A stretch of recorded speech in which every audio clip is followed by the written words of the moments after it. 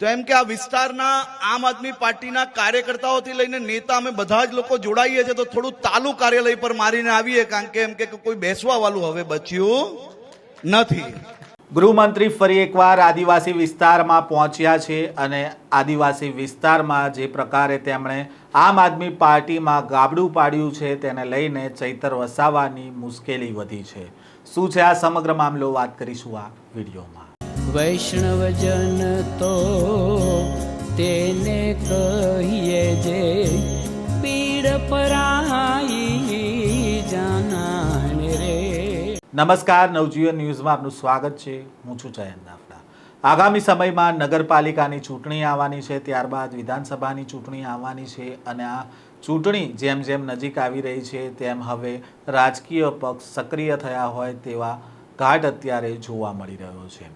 ગૃહમંત્રી હર્ષ સંઘવી અગાઉ પણ આદિવાસી વિસ્તારમાં ગયા હતા અને તેમણે આમ આદમી પાર્ટી અને કોંગ્રેસમાં ગાબડું પાડ્યું હતું અને તેમના નેતાઓને ભાજપનો ખેસ પહેરાઈ અને ભાજપમાં જોડ્યા હતા. તેવામાં ફરી એકવાર ગૃહમંત્રી હર્ષ સંઘવી નેત્રંગ પહોંચ્યા હતા અને નેત્રંગ પહોંચ્યા ત્યારે તેમણે આમ આદમી પાર્ટીમાં મોટું ગાબડું પાડ્યું છે અને આમ આદમી પાર્ટીના નેતાઓને તેમણે ભાજપનો ખેસ પહેરાવ્યો છે. સાથે જ તેમણે જ્યારે સભાને સંબોધન કરી રહ્યા હતા ત્યારે તેમણે કોંગ્રેસ અને આપ ઉપર પ્રહારો કર્યા હતા અને તેમણે કહ્યું કે કોંગ્રેસ અને આમ આદમી પાર્ટીને વિકાસ પચતો નથી અને મુખ્ય ધારામાં આવવા માટે રોકવાના પ્રયાસો આ બંને પક્ષ કરી રહ્યા છે. મોબાઈલના નેટવર્ક નાખવાના હોય તો તેમને ચિંતા થાય છે કે નેટવર્ક આવશે તો અહીંના લોકોને હકીકત ખબર પડી જશે, જેથી તેમણે મોબાઈલના નેટવર્કો નથી નાખવા દેતા અને આ લોકોએ આદિવાસી પર અત્યાચાર કર્યો છે. કોંગ્રેસ હોય કે આપ હોય, તેમણે આદિવાસીમાંથી કોને નેતા બનાવ્યા તેને લઈને પણ તેમણે સવાલો ઉઠાવ્યા છે. સાથે જ તેમણે કહ્યું કે કોંગ્રેસના રાજમાં શાળાના ઠેકાણા ન હતા અને અત્યારે આદિવાસી વિસ્તારોમાં શાળાઓ બની રહી છે, રોડ રસ્તા બની રહ્યા છે. તેમણે વધુમાં કહ્યું કે આમ આદમી પાર્ટીથી કંટાળીને આજે લોકો ભાજપમાં જોડાયા છે. આમ આદમી પાર્ટી છે તે સમાજમાં ભાગલા પાડવાનું કામ કરે છે, એટલા માટે આ લોકો કંટાળીને આમ આદમી પાર્ટી છોડી રહ્યા છે અને ભાજપમાં જોડાઈ રહ્યા છે. પહેલાં તો આમ આદમી પાર્ટી અને કોંગ્રેસ ઉપર પ્રહાર કરતા શું કહ્યું છે ગૃહમંત્રી હર્ષ સંઘવી, તેમને સાંભળીએ. આમાંની એક બી પાર્ટી, કોંગ્રેસ હોય કે આપ હોય, કયા આદિવાસી નેતાને એમને એમનો નેતા બનાવ્યો? આપણી ભારતીય જનતા પાર્ટીની સરકારે ચાર મંત્રીઓ બનાવ્યા. આપણા નરેશભાઈ પટેલ હોય, જયરામભાઈ ગામિત હોય, રમેશભાઈ હોય કે પીસી બરાંડા હોય, ચારે એવું ક્ષેત્રમાંથી 4 આદિવાસી મંત્રી એ મારા આદિવાસી સમાજની સેવા કરવા માટે ભૂપેન્દ્રભાઈ પટેલની સરકારમાં કામ કરી રહ્યા છે. અને આપણા ગણપતભાઈ વસાવા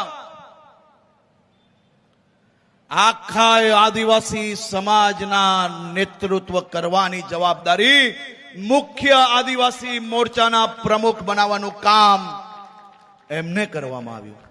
આપણે ગર્વ થવો જોઈએ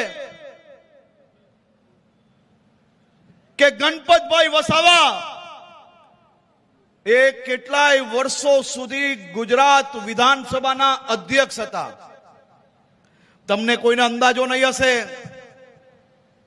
મુખ્યમંત્રીએ બી વિધાનસભામાં બોલવું હોય તો અધ્યક્ષશ્રીની પરવાનગી લેવી પડે અને ગણપતભાઈ પરવાનગી આપતા ત્યારે અમને બોલવાનો અવસર મળતો.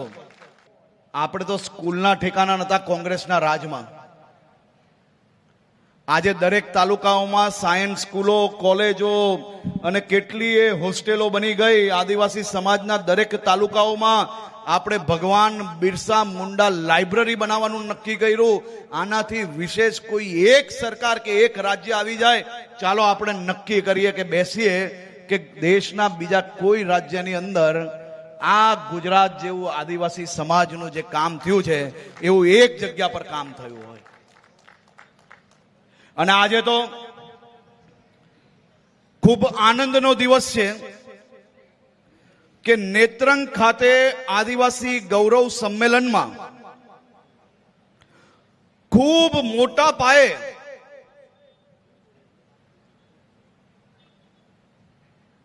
આ વિસ્તારના યુવાન અને અનુભવી કાર્યકર્તાઓ અને નેતાઓ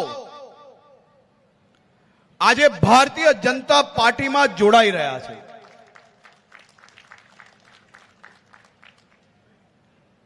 આજે નેત્રંગ અને નેત્રંગની આજુબાજુના વિસ્તારમાં કામ કરતા મોટા ભાગના આમ આદમી પાર્ટીથી કંટાળેલા એના કાર્યકર્તાઓ એ આ વિસ્તારના હિતમાં, આ વિસ્તારના વિકાસમાં ભારતીય જનતા પાર્ટી જોડે જોડાઈ રહ્યા છે. ત્યારે હું બધાનું અહીંયા ખૂબ ખૂબ સ્વાગત કરું છું. આ સૌ લોકો જ્યારે અમારી પાસે આવ્યા ત્યારે એક જ વસ્તુ કહ્યું કે અમારે ભાજપમાં જોડાઈને કોઈ હોદ્દા નથી જોઈતા, પરંતુ અમારે ભાજપમાં જોડાઈને ખરા અર્થમાં આદિવાસી સમાજની સેવા કરવી છે. અને આ આમ આદમી પાર્ટી જે ગુજરાતના સમાજોના ભાગલા પાડવાનો પ્રયાસ કરે છે, એના મોડા સાચા શું છે એ લોકો સમક્ષ મૂકવા છે. તે માટે આમ આદમી પાર્ટી છોડીને અનેક લોકો આજે ભારતીય જનતા પાર્ટીમાં જોડાયા છે.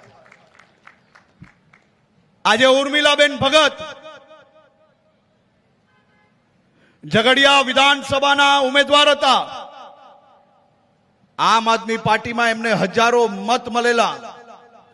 ઉર્મિલાબેન ભગત એ સારા કાર્યકર્તા છે અને ઉર્મિલાબેન ભગતને બી આજે ભારતીય જનતા પાર્ટીમાં જોડી રહ્યા છે. આમ આદમી પાર્ટીના પ્રભારી ઝઘડિયા વિધાનસભાના શ્રી પંચાલ અનંતકુમારનું બી ભારતીય જનતા પાર્ટીમાં સ્વાગત છે. કિરણભાઈ વસાવા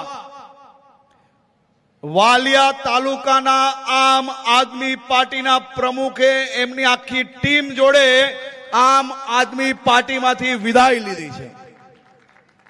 અરુણભાઈ વસાવા વાલિયા તાલુકાના આમ આદમી પાર્ટીના પ્રભારીએ એમના મિત્રો જોડે આજે આ પાપમાંથી બહાર આવીને આ દેશ અને રાજ્યની સેવા કરનાર ભારતીય જનતા પાર્ટીમાં એમનું સ્વાગત કરું છું. મગનભાઈ, નિર્મિતભાઈ, અંકિતભાઈ, નિર્મનભાઈ, સુરેશભાઈ, યોગેશભાઈ, જતીનભાઈ, અરવિંદભાઈ, કૌશિકભાઈ, વિવકભાઈ, અને આ તો ખૂબ લાંબી યાદી છે ભાઈ.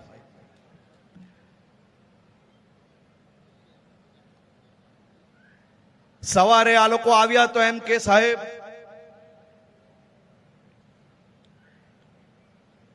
10-15 મિનિટ લાગશે, એટલે મેં કીધું કેમ મોડા થઈ ગયા? તો એમ કે આ વિસ્તારના આમ આદમી પાર્ટીના કાર્યકર્તાઓથી લઈને નેતા અમે બધા જ લોકો જોડાઈએ છીએ, તો થોડું તાલુ કાર્યાલય પર મારીને આવીએ, કારણ કે એમ કે કોઈ બેસવા વાળું હવે બચ્યું નથી.